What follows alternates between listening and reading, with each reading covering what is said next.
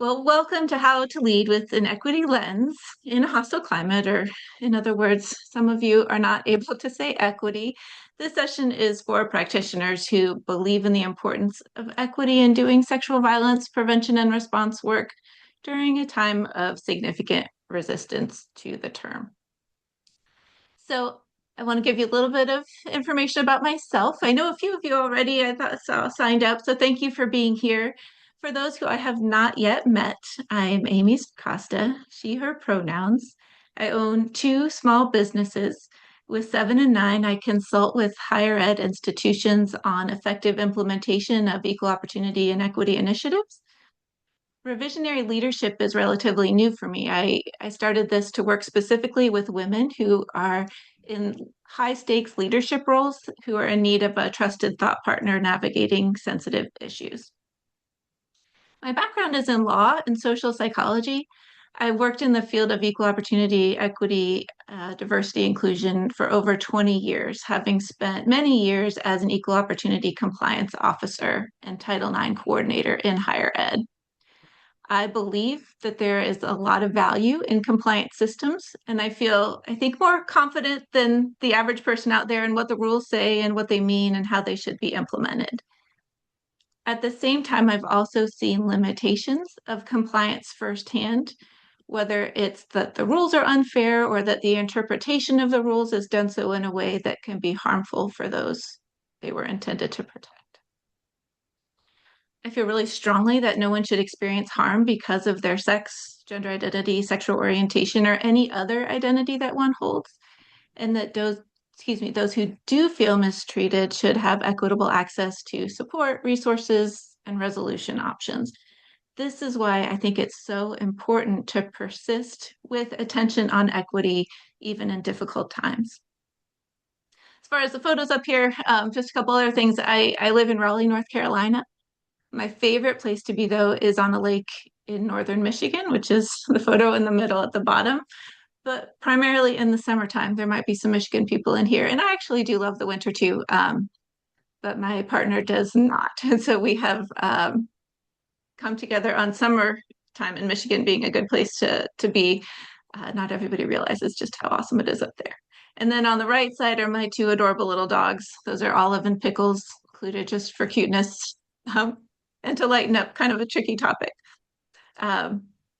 Before I get into it and move on, I want to note that nothing that I'm sharing today is legal advice. I'm a lawyer by training, but I don't practice. I switched my law license years ago to an inactive status.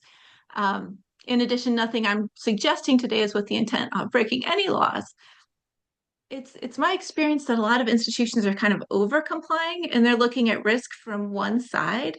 So in other words, they might be looking at the legal risk of not meeting a new regulatory requirement versus the risk of harm to students and tend to go over one direction.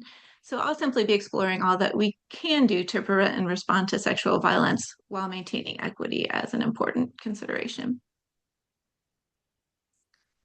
So today's goals, let me just say, I wish so much I had all the answers or some kind of a magic wand to make this work easier and this time easier, but unfortunately do not have either. Instead, though, my goals are twofold. One is to offer some practical strategies to lead, whether it's from a positional standpoint or an influential standpoint, with equity in mind, even when many of us have institutional, state, and federal restrictions on how to go about doing that. And secondly, I'd really like to provide a platform for conversation and ideas. Community is at the heart of progress when it comes to equity-based work, and innovative ideas are always the result of building off what already exists. So please use this opportunity to ideate and come up with even better strategies and solutions that we can share with one another. Okay, you may have seen this, but this makes me laugh. I'm going to play this little clip real quick. How is it? Good. It looks like you're enjoying yourself. Oh, yeah, that looks like you're enjoying. Okay, you okay? You I'm okay. okay? This poor little thing. my sister and I have been tossing this meme back and forth sometimes when we're going through something rough. So many of my friends, colleagues, clients have talked about how there's so much yucky stuff out there, and we're just like, it's okay, we're still going. And so, with that, I just want to say I see you and how hard this can be, and I'm grateful for your work. And I hope that your days can include some fun and some rewarding moments. Um, with that, I'd love for you to share in your chat just as a sense to get an idea of who's in the room, the virtual room with us. What is your role? Like, is it Title IX? Is it advocacy? Is it counseling? What kind of work do you do in this area? And also, what's something that's been making you happy or something that's inspiring lately? I don't know if any of you listen to it. Amy Poehler has a relatively new podcast, and I've listened to a few episodes, and she's ending them by asking all of her guests, like, what's something making you laugh lately? And it is just this nice reminder of some fun stuff that's happening in the world.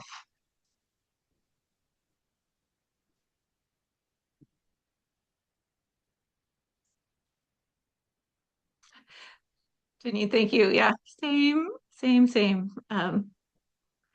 Great. Women's Center advocacy. Thank you. Eliza, thank you. Ohio State advocacy. Oh, niece and nephew. Congratulations on the graduation, too. It is a fun podcast. Amy Poehler's doing a good job with those interviews. Okay, violence prevention, survivor advocacy. Lots of advocates in here. Awesome. Prevention. Oh, birds. Oh, you also have a dog, Olive, Jake. Prevention and response. Thank you, Emily. Prevention education.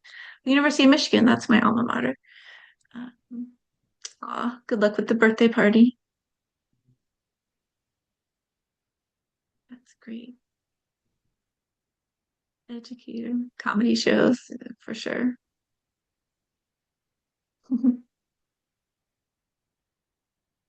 Advocacy and education. Wonderful. Oh, great technical assistance. So helpful. Thank you.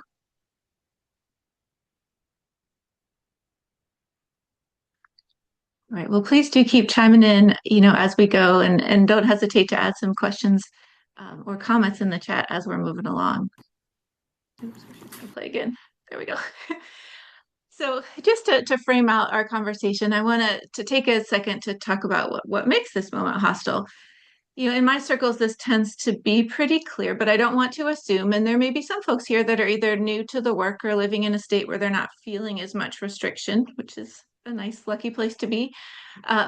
Juliette Grimmett, our puzzles conference leader, and I partner on projects frequently. And earlier this year, we conducted some research, receiving data from over 200 practitioners, maybe you, practitioners on challenges that they've been experiencing trying to do their sexual violence prevention and response work.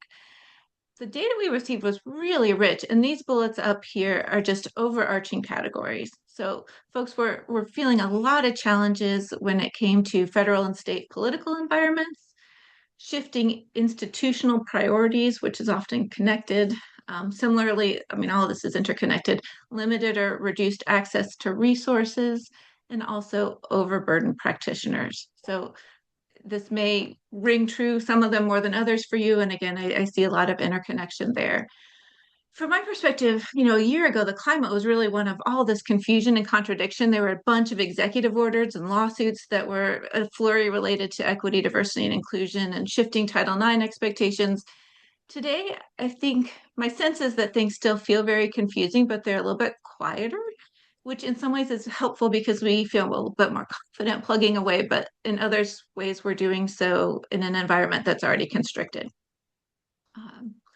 I think that balancing compliance and survivor support and political scrutiny and resource limitations, as evidenced by the research and by just anecdotal conversations, these are really, really common issues for many practitioners, not unique to any single campus. And the reason I'm making this point is because I'm approaching this topic today as a shared systems problem, not as an individual failing of any one institution or any leader. Just in the work that I do and the clients I work with, I understand that it might even feel risky to participate in a session like this or contribute to this conversation. I have a few clients that are just very, very nervous about anything that they say in this equity space. So with that in mind, one, again, just reiterating my gratitude for you being here, but also want to just lay out that every comment and question made in this time that we have together is assumed to be related to shared systems nationwide. So we're not going to assume any comment is about your specific role or the institution where you work unless you indicate otherwise.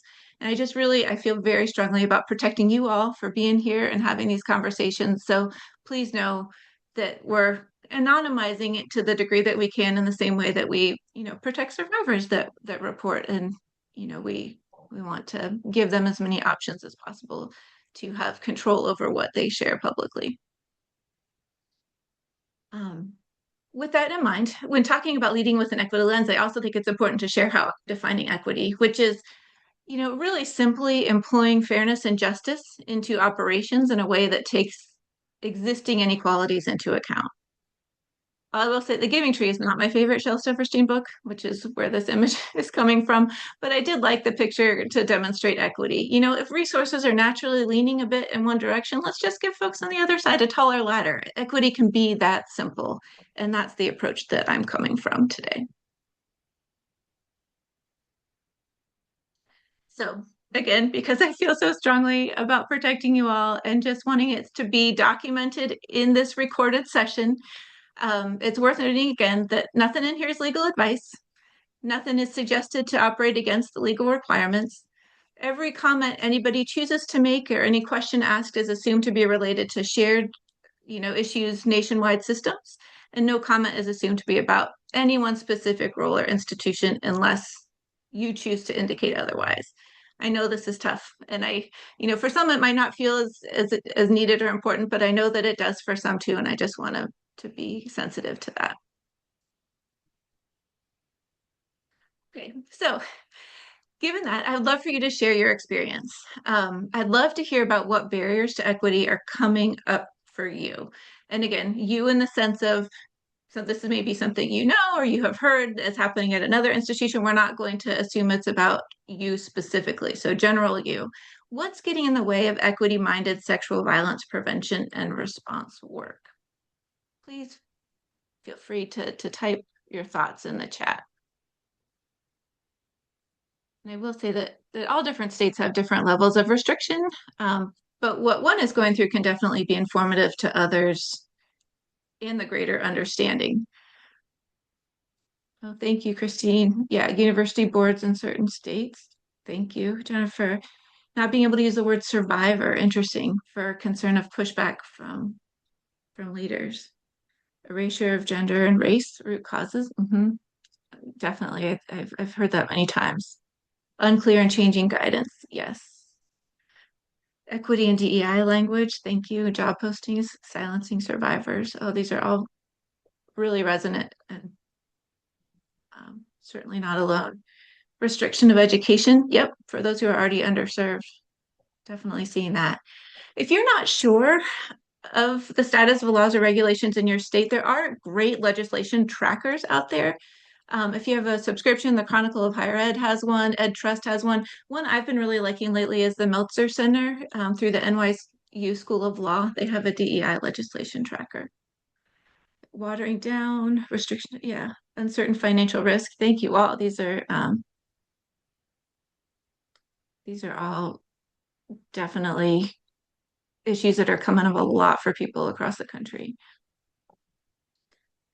Yeah, interesting, Sam. I'm seeing you could lose your state funding if you don't comply, but how real or imagined is that's a really tricky thing. And it's this kind of uncertainty and this fear, I think, that the administration is using a lot of, because some of what they're terming like illegal is not actually illegal. That's tough. Public relations conflated with legal risk. Yeah. Yeah, speech constraints, public speeches, and awareness raising. I mean, just Weber State this past week having an issue with a guest speaker who was not allowed to use certain terms and decided to bow out. Yeah. So, okay, a lot of stuff going on there. And I appreciate you so much sharing your experience just to see the different pockets from different places. And awareness that this is not any individual spot. This is something that we're all going through. Let me move on to say, based on your chat comments, along with my experience, which is very aligned in working with a bunch of different institutions, things feel a little bit upside down right now. And I'll say, from the 90s, even really from the 60s until very recently, equal opportunity compliance was this floor upon which we could build. It was like, yeah, we want to ensure that there's these basic non-discrimination rights and laws, and we want to do more for equity and inclusion and build on top of that. Today, compliance is not always the natural ally that it was a few years ago.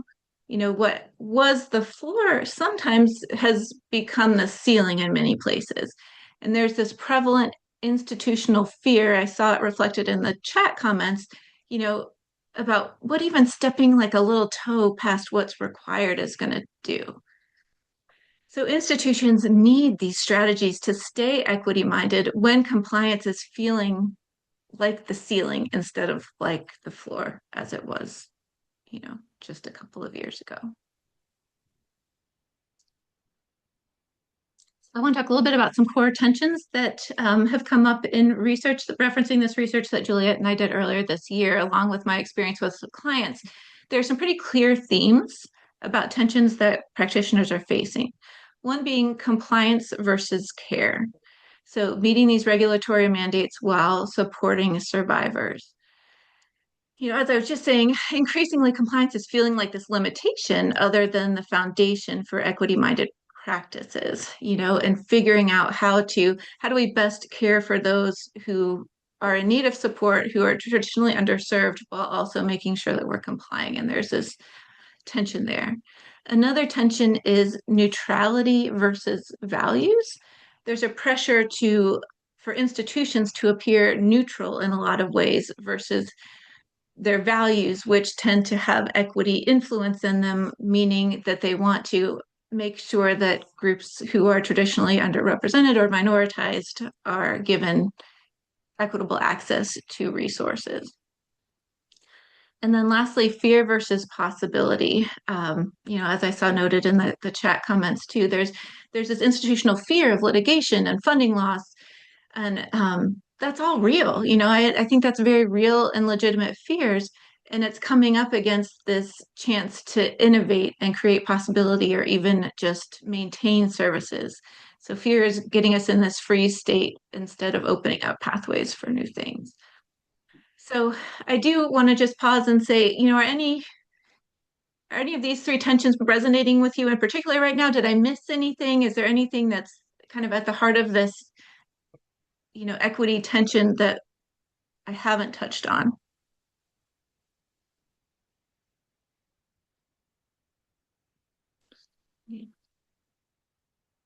Space to think through that. And if there's anything that you'd like to name as either a particular issue or as something that didn't come up yet, please feel free.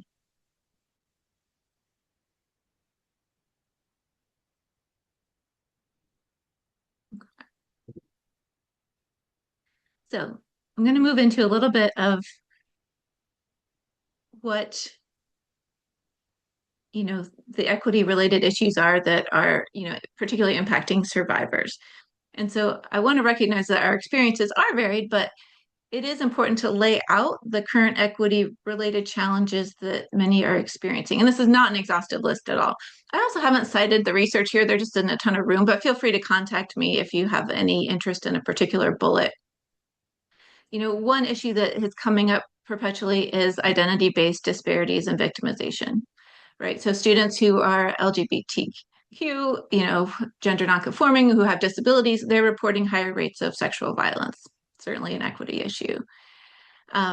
There is some mixed data on whether students of color experience similar or higher rates compared with white students, but depending on your context and your geographic location, that could be an issue. Underreporting among marginalized groups. So students who are Black, undocumented, international, LGBTQ often mistrust campus systems, fear retaliations, or anticipate bias. So this is certainly reducing reporting and access to resources for some students disproportionately. The third bullet is unequal access to accommodations and supportive measures.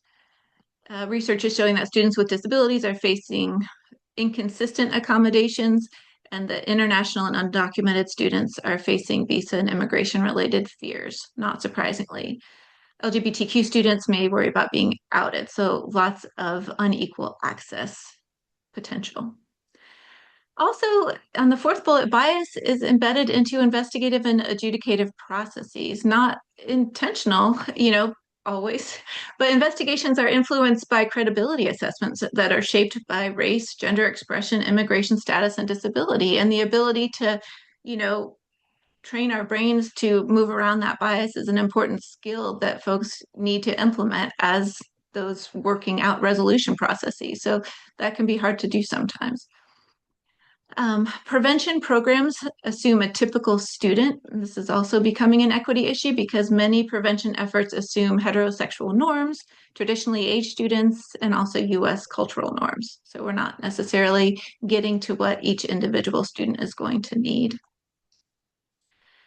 Barriers created by mandatory reporting. We had a great poster session on that earlier, if some of you attended. Marginalized students often prefer confidential advocates, yet mandatory reporting policies make it difficult to seek that help anonymously. And depending on the resources and communication capabilities of your campus, sometimes those resources are confused and confusing. Let's see. And then lack of culturally responsive or identity specialized services.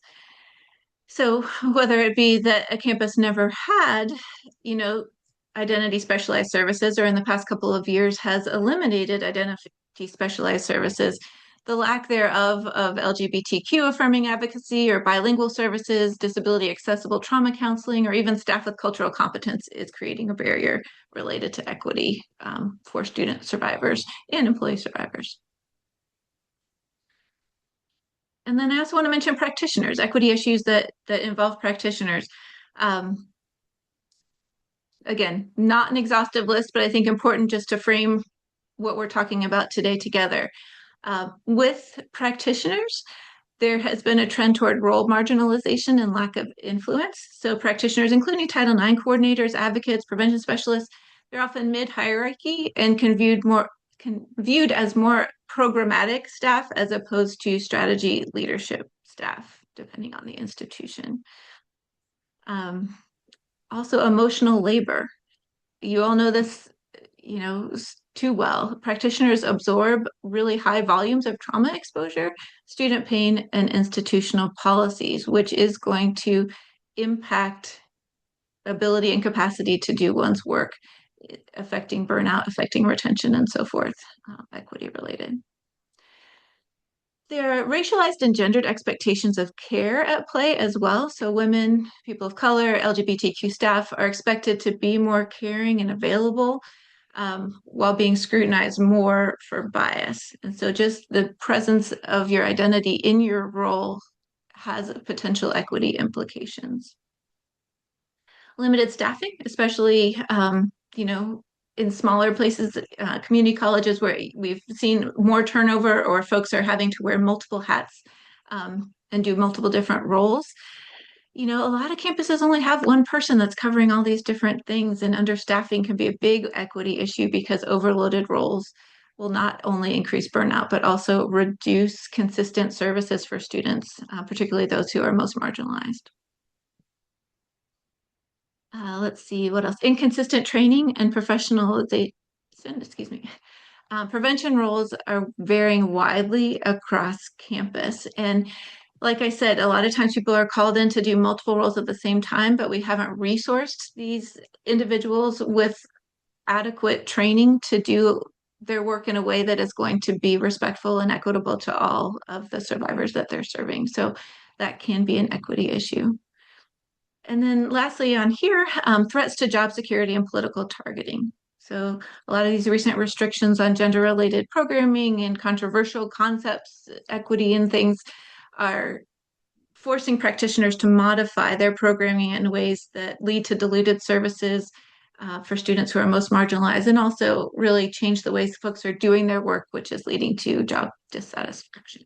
So again, this is tough stuff to talk about, and I don't, you know, mean to bring up all the negative things, but I think it's important for us to acknowledge what's going on and what the data and the research is saying in order to figure out how to work with it.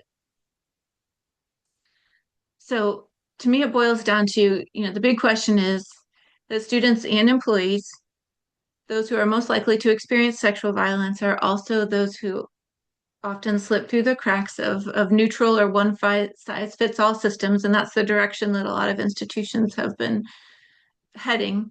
And so, what do we do? How do we address this reality within this constraints, whether it's federal, state, institutional, that we're currently facing? And that's really how I want to spend the rest of our time strategizing. So let's go to the chat again. I think it's really helpful to get a sense of the pressures we're all working within for a few reasons. One is getting support from others through, experiencing the same thing. It's also validating to hear from other people that they're experiencing difficulties or restraint. And then if there's something that you're experiencing that's pretty unique, it could also be really useful for others to keep an eye on for the future. So I'd be interested to hear if you would chime in the chat. Are there areas that feel, or you've heard, feel most constrained within your institution or institutions that you're working with frequently?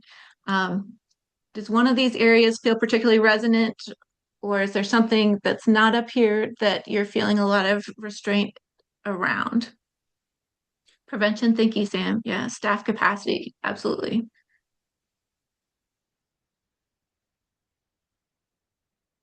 Because depending on, again, geography, depending on private versus public institution, it's going to, size of institution, that's going to make a difference. Prevention, training, staffing, retention, thank you.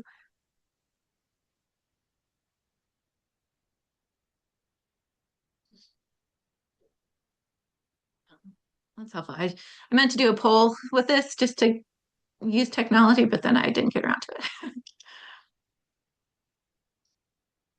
Any other thoughts that are feeling particularly constrained?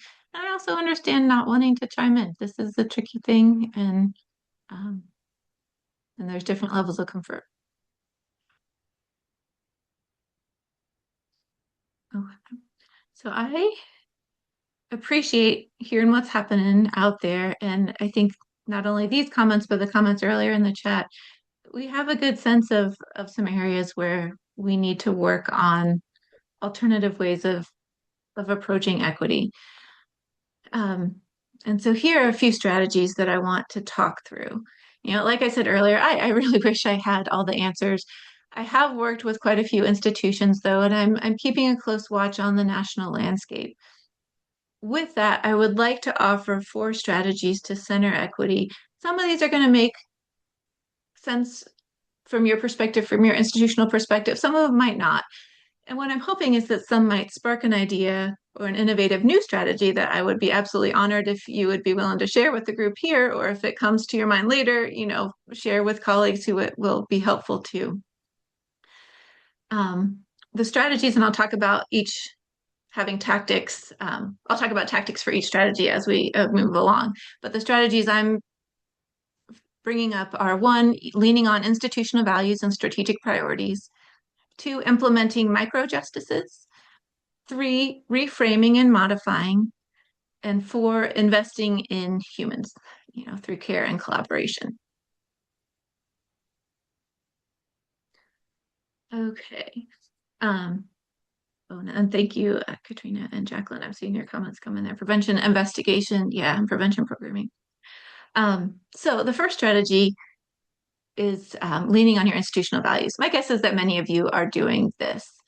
Institutions do have a First Amendment right to define their own values and their own goals. And even though this is the case, we have in the past 1.5 to 2 years seen institutions changing some of their institutional values and goals if they contained words that were, quote unquote, red flag words. That being said, there are some pretty common themes across institutional values and goals.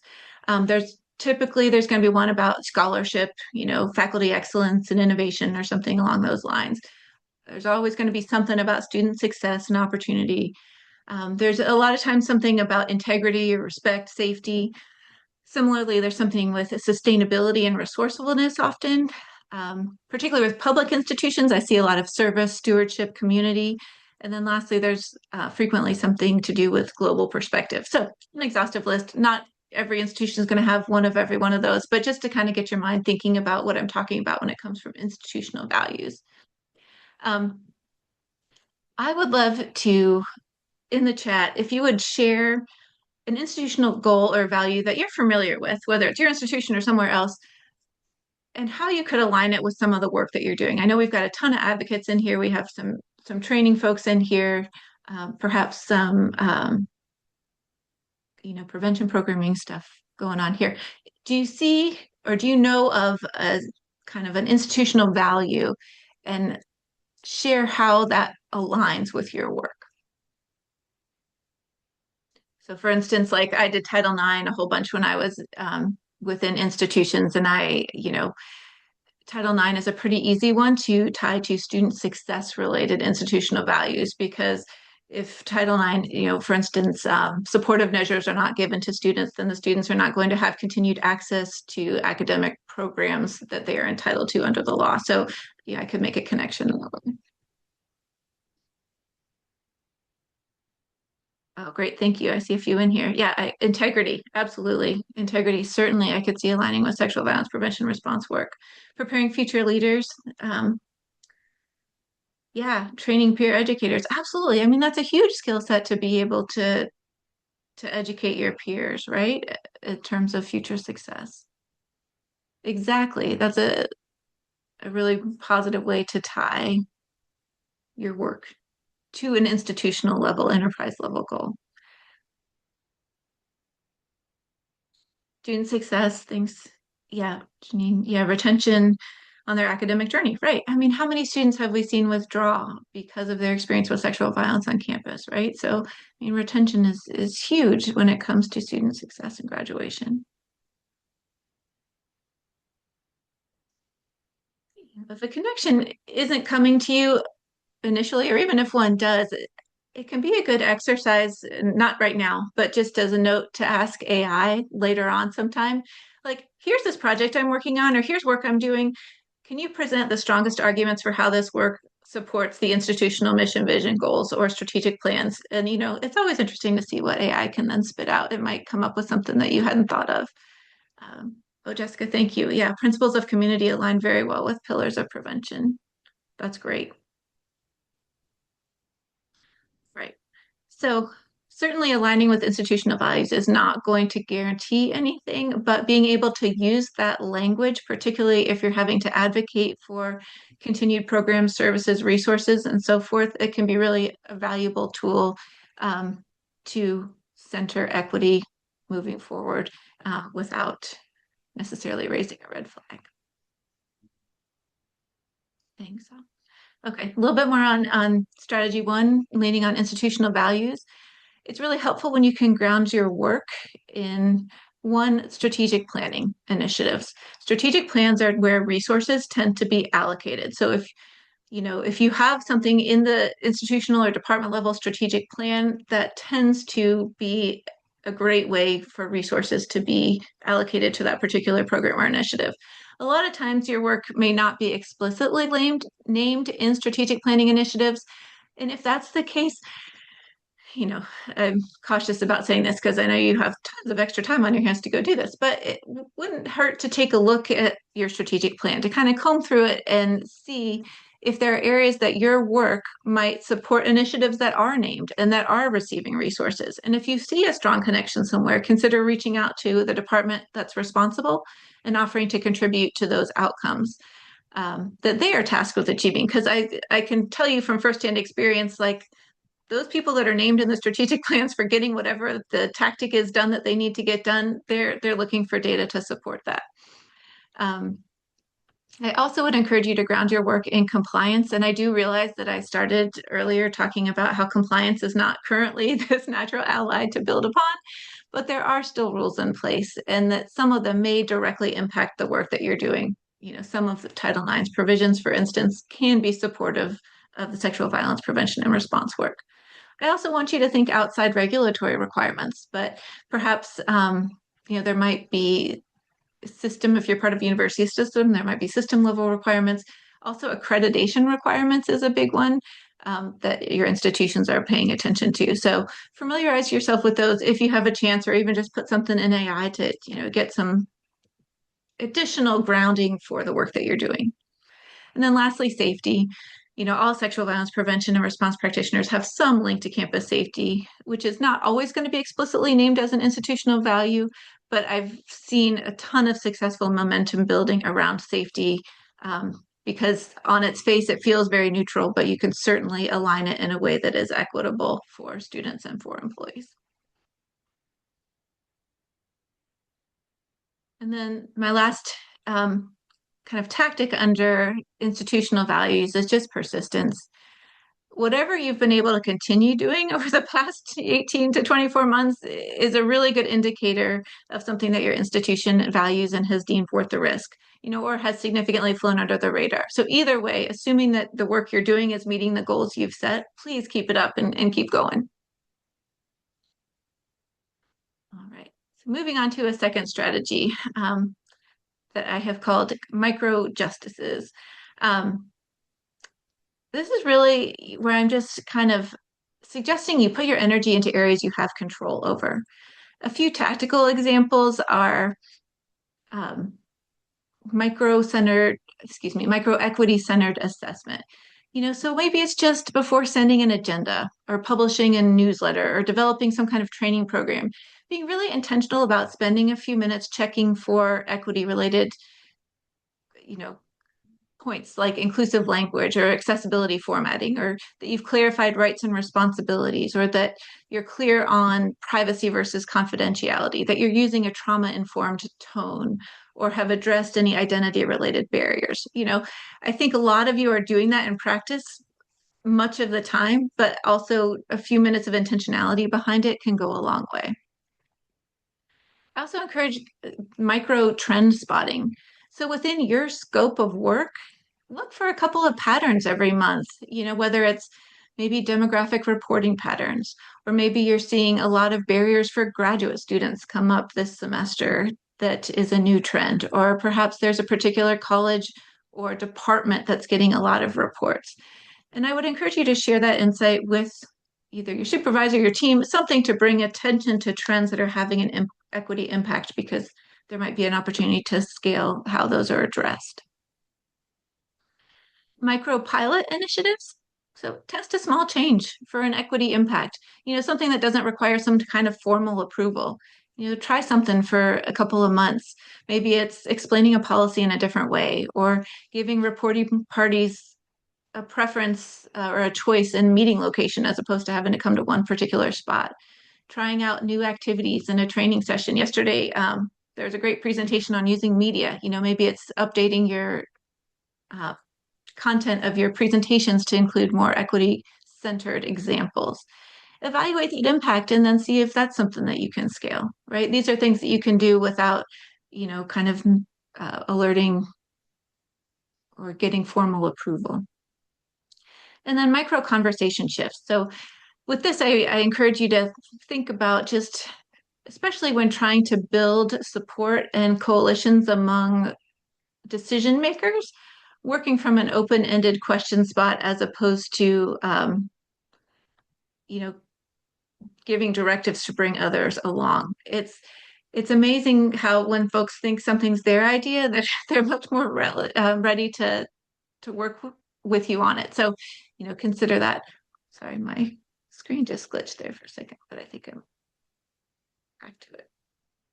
So again, really just trying to think about, these are areas over which you have discretion, and these can add up in a big way. So with that, let me ask you all, I think it's really helpful for your colleagues to hear. Are there areas that you have been engaging in some kind of micro justices, and where have you been seeing impact with that? Because sometimes this can be a lot more influential than we realize. Um, does anybody have examples of something that they've been working on kind of on this micro level that has had an impact? I think I'm going to skip to the next slide. I might already have that question up here.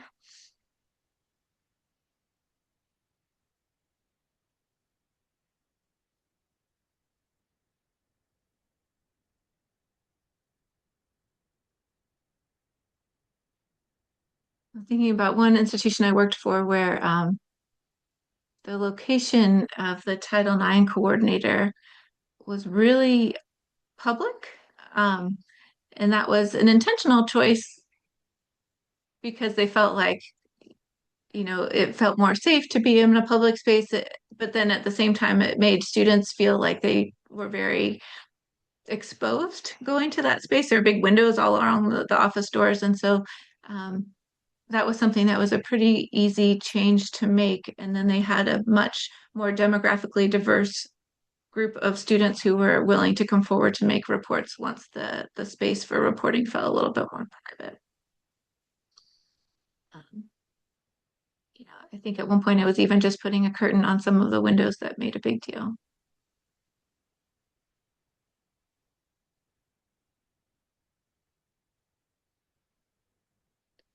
Yeah. I don't see anything in the chat, but I do encourage you to keep thinking about this because sometimes we underestimate what control we have and what power we have, particularly if we're not in a big decision maker role. And I think even if you haven't used kind of this micro justice term, there are likely some things that you are doing already that are making an impact. And I want you to recognize those and also, not only just to encourage yourself to keep going, but also perhaps something it could be scaled and could make even a bigger impact. Okay. The third strategy I want to talk about is reframing and modifying. One tactic is to, um, I got a question. Let me pause for 1 second. What has been my experience with the lack of climate surveys related to equity issues? Yeah, that is tricky. Some institutions have definitely either backed off of their campus climate survey data or have reduced the identity-based data available for disaggregation. So some of this is going to come down to, whether if that data is not available to you, there still is some national level data that you could possibly tap into. I also think that that's where some of these like kind of micro anecdotal things can come up, right? Is to kind of gauge from yourself, what am I seeing? Can I talk to practitioners, that I'm familiar with and that I feel safe talking to? Can we share resources and share information about what's going on? And so even if you are limited in some of your climate survey data or even being able to disaggregate data that would be meaningful, just trying to tap into where some of that data might exist um, is advice. But I would encourage others of you to chime in with the chat and other advice, or if some of you know of good data sources that would be useful, please share those. Katie, thank you. I'm seeing we've had conversations about external pressures to not identify and use pronouns. But what's in our control is how we interact with audiences, right? Not assuming anyone's gender pronouns and using names as default. That's a great example, Katie. Thank you for sharing that one. And Taylor, yeah, you could organize data by social group versus explicit markers. Yeah, that's great. Excellent. Thank you so much for those comments. Yeah, historically Black lettered Greek organizations. Thank you. Great, great, great thoughts. Anything else before moving on? Okay, so with reframing and modifying, a strong tactic can be to acknowledge both real and perceived limitations and then reframe the question to what remains possible. So for instance, state law prohibits us from using certain language just like what Katie was saying here. And we can still build practices that prioritize fairness and student safety. Um, yes, and yes, this is true that we have this limitation and we can still do something. Are there alternative ways that we can mitigate a risk other than the most restrictive option that tends to be um, in some places the first choice? I think staying informed about the status of current legislation impacting your work can be really helpful to making you feel empowered to reframe potential threats to equity-centered initiatives and programs. But even if you don't feel up to date on that legislation, asking questions to reframe the issue is so important. I understand we can't single out services for female identified students. What are some other ways that we can ensure student safety when our climate survey data, says this, or that we don't have climate survey data that's letting us know where things to report? What I'm seeing often is that offices of university council, general counsel offices have a really important role. And with tons and tons of respect to my colleagues in those offices, I see a pattern of a lot of power going toward that legal office due to regulatory uncertainty and fear around how to interpret it.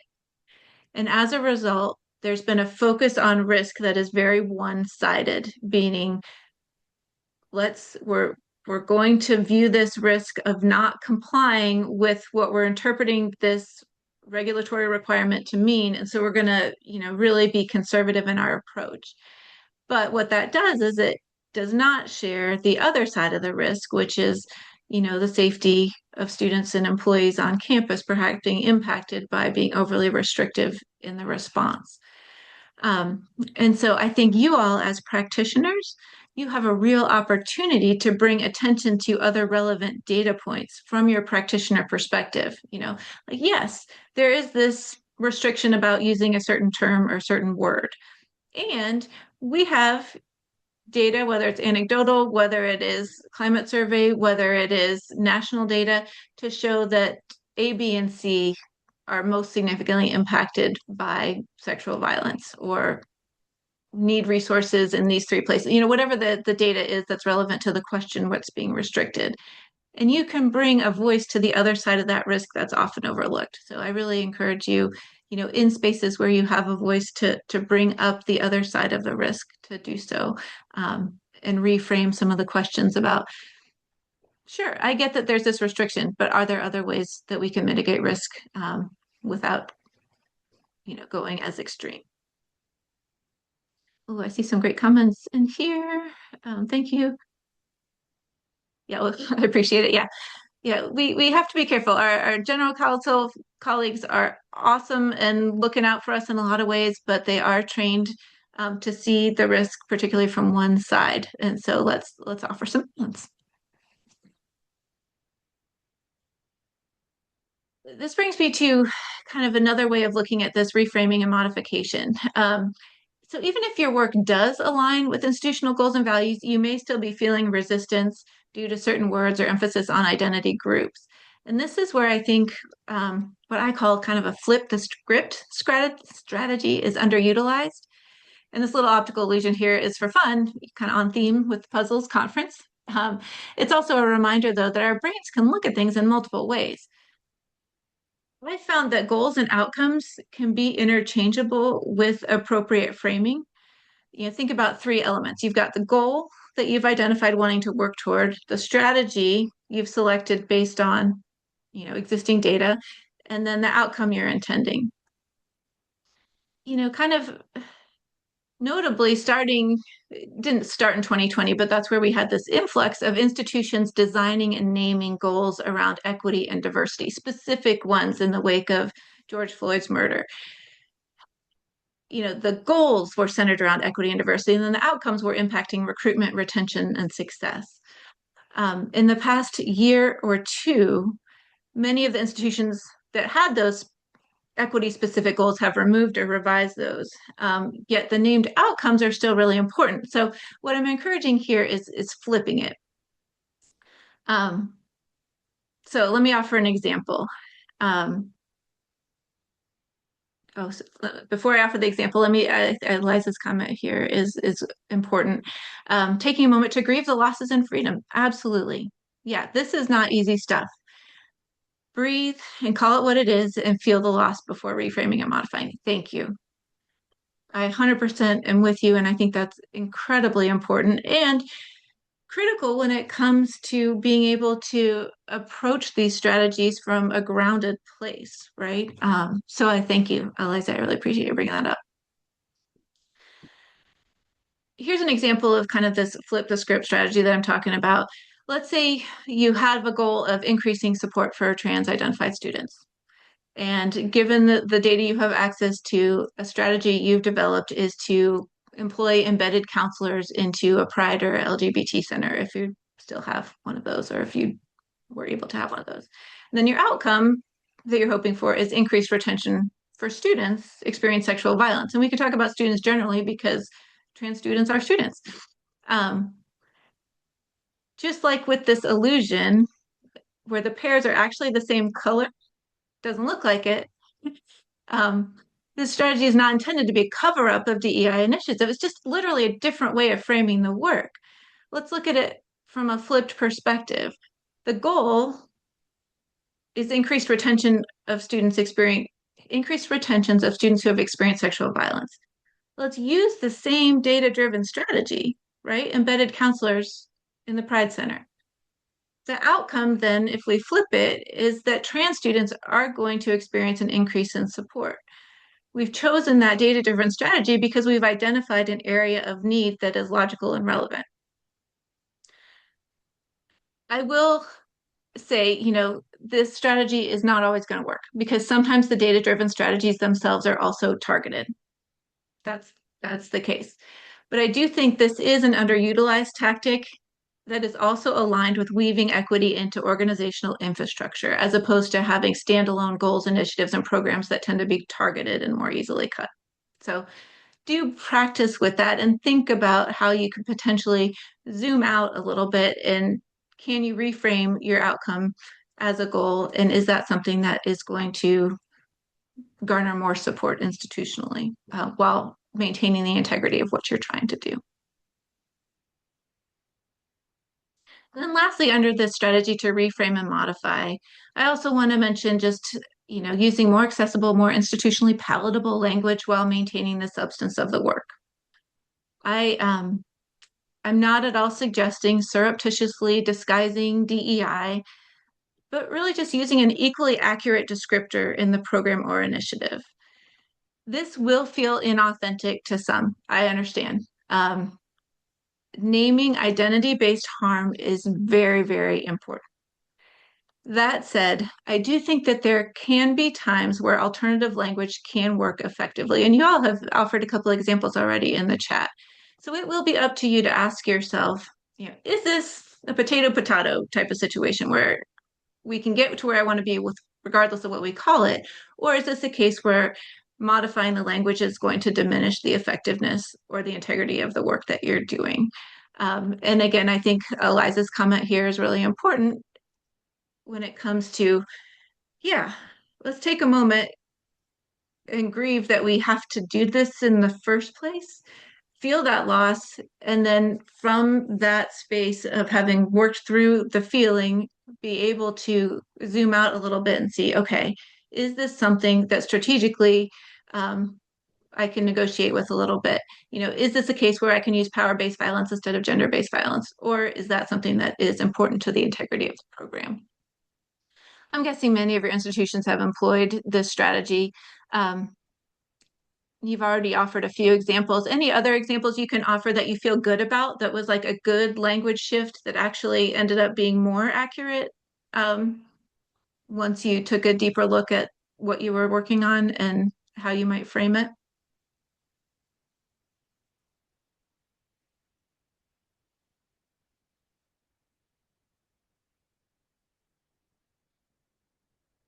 I know a couple of you mentioned others. I'm scanning up through. Because there can, the restriction doesn't feel good, but sometimes we get innovative ideas out of it. And we'll certainly take the wins where we can. So if you do have examples, or if you come up with examples where you have modified language in a way that feels empowering as opposed to restrictive, please do feel free to chime in at any point. Okay. And then the last strategy that I have for you all is human-centered, investing in people. And again, I know this is something that you all are working on, and I just want to encourage you to think about it through this equity context. Um, one way to do so is through collaboration and networks, right? There's so much strength in cross-unit collaborations. As you build your programs and initiatives, they become deeper and deeper into institutional infrastructure. You can build natural allies, and those are going to be more folks more inclined to defend the work as part of a collective team. So equity-centered work that is embedded into these cross-unit collaborations does tend to have deeper protection that way.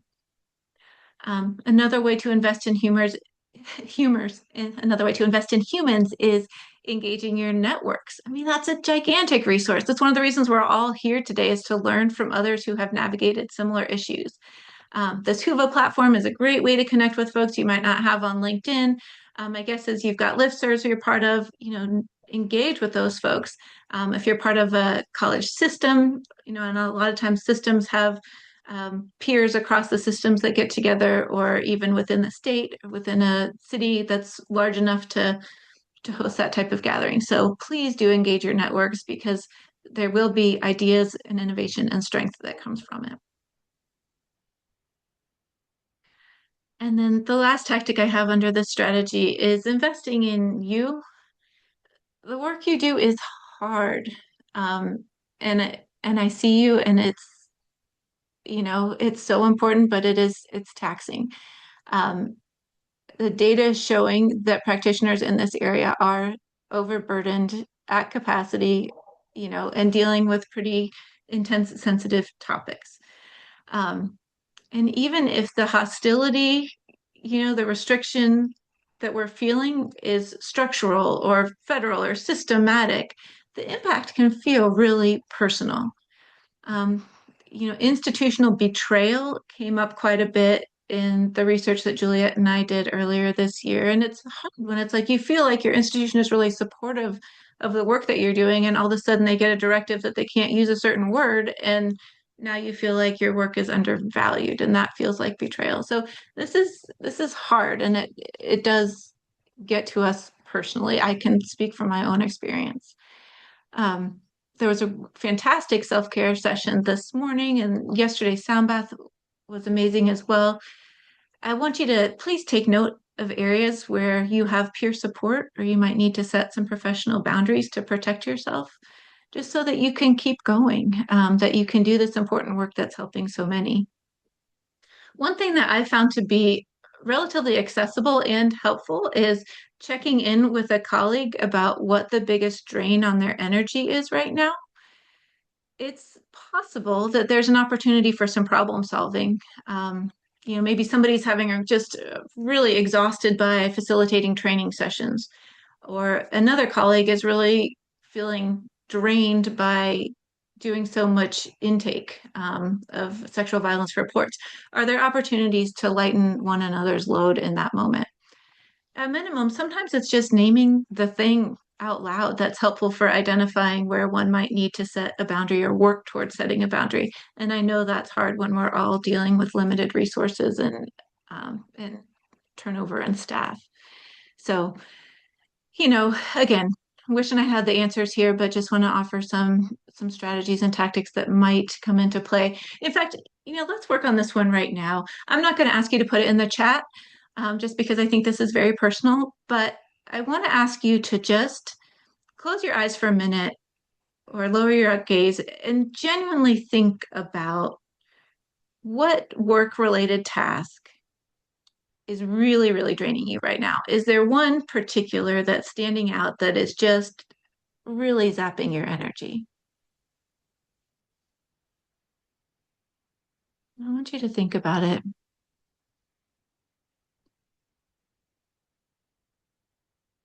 And if you have something that's coming to mind, Again, not to share publicly unless you want to. Um, but but yeah, jot it down and maybe think about, is there someone, is there someone who you could brainstorm with about how to mitigate the impact of that particular drain? Maybe it's your supervisor, maybe it's a colleague, maybe it's somebody from another institution, maybe it's somebody you've just met in the past day and a half here, part of puzzles. Who could you spend a little time talking through about how to, put a plug in one of these drains that's um, causing you, impact on your ability to keep going. I'd love for you to keep that with you as we move into the new year.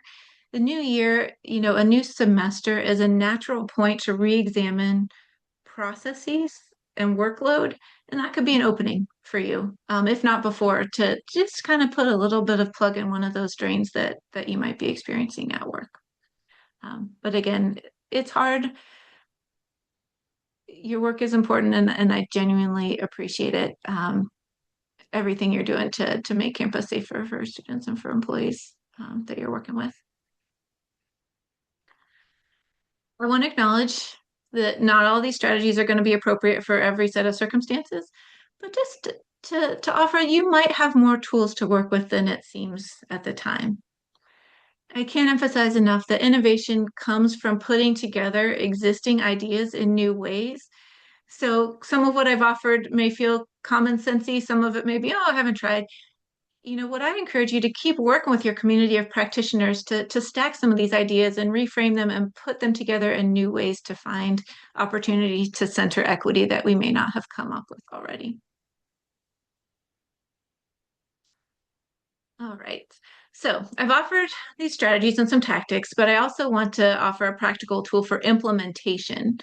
Um, in working on an issue in which equity considerations are critical yet constrained, I'd love for you to think through first, what is the ultimate outcome I'm working toward? Get really, really granular and specific about it because that's going to help you in the next question, which is what's negotiable and non-negotiable, both personally and in service to the desired outcome.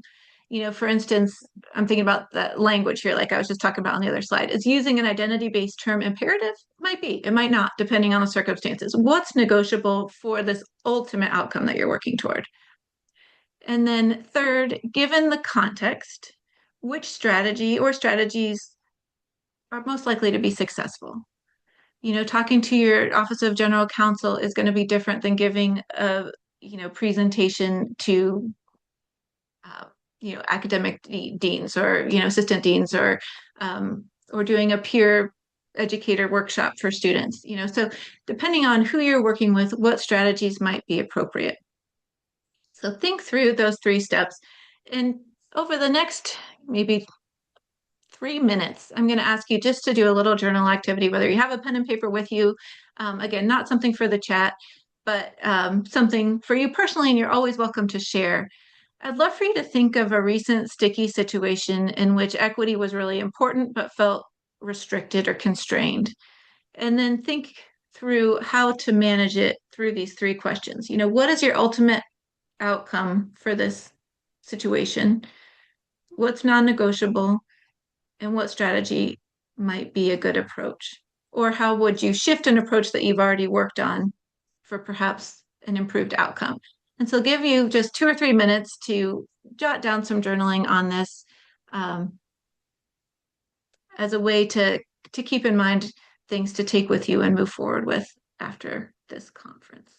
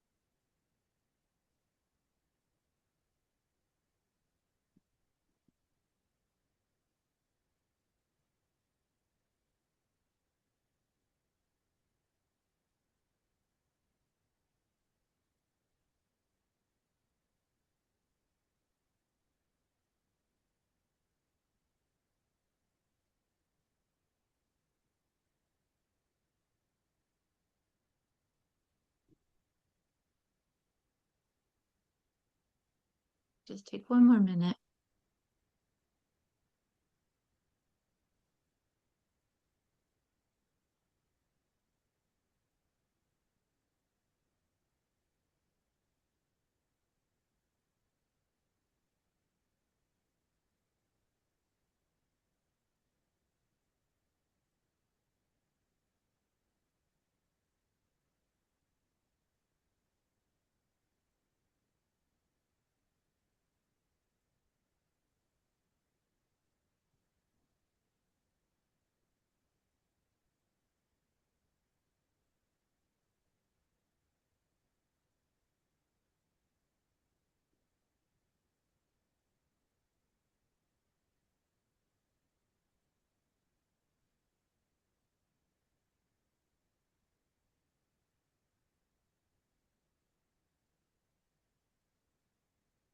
Okay.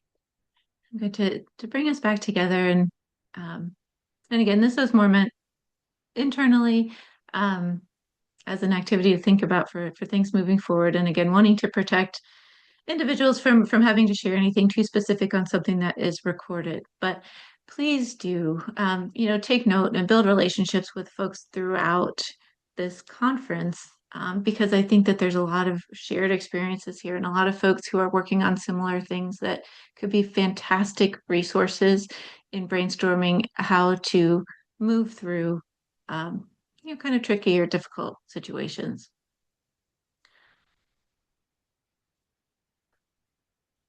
With that, I just want to note that, over time, this feels like a particularly hard moment, and it is. I also have been so grateful to learn from mentors and colleagues that, you know, we have persisted through difficult times before. Hostile climates are going to ebb and flow, and where we're seeing resilience is in systems that are built with this integration of an equity lens. So figuring out ways to maintain this centering of equity in what you're doing, is going to help support resilience.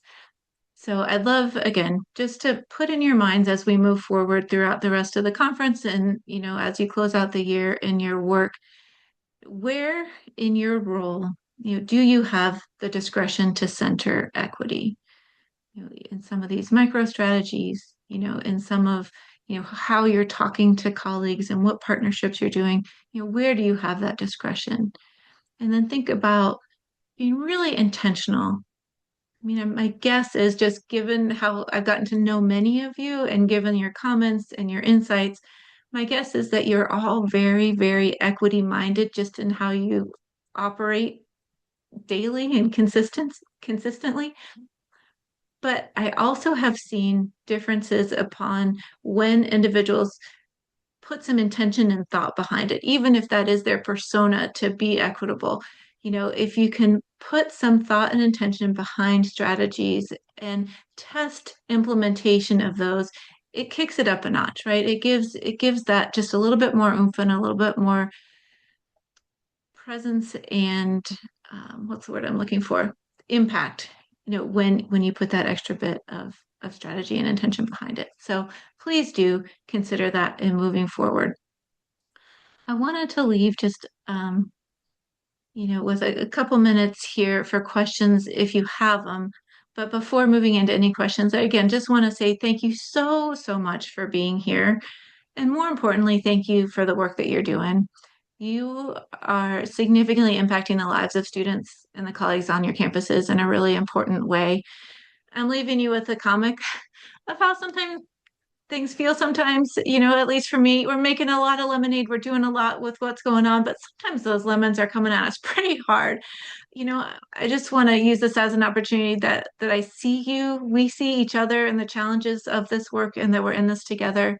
Um, I've left my email up here and the how to contact me through both websites. You're welcome to, if you want to follow up with any questions in a more private conversation, that's completely understandable. Otherwise, I'm here for the next couple of minutes in the chat or in the Q&A if there's anything in particular you want to talk through. But I appreciate you and I appreciate your bravery in showing up for a session like this because I know it can be hard. So I'm in a weird space where I can't see any of you. And I'm a little bit nervous to switch my Zoom because it was working funny earlier. So um, it's hard for me to gauge interaction, but I do appreciate every one of you, and it's grateful you showed up.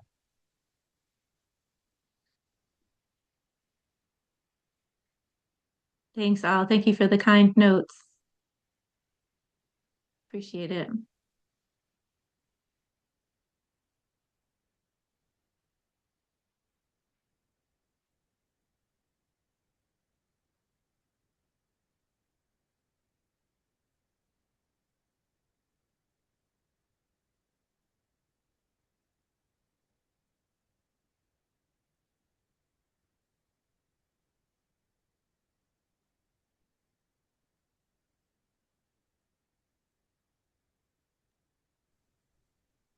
I see some folks logging off, but just so you know, this session ends at 12:45. So you have 3 more minutes with Amy if anybody has any Oh, burning awesome. questions.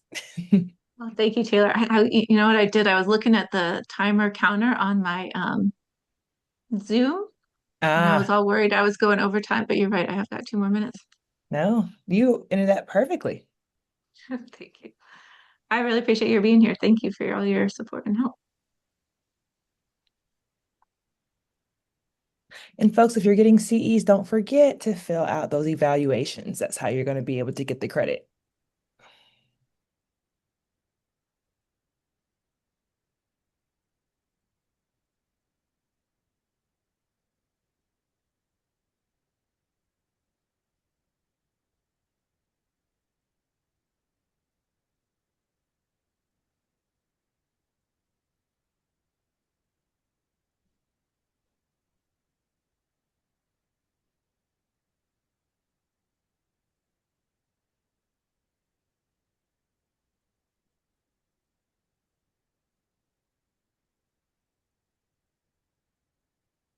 And slideshow just to see if I get to see people though. Anybody left?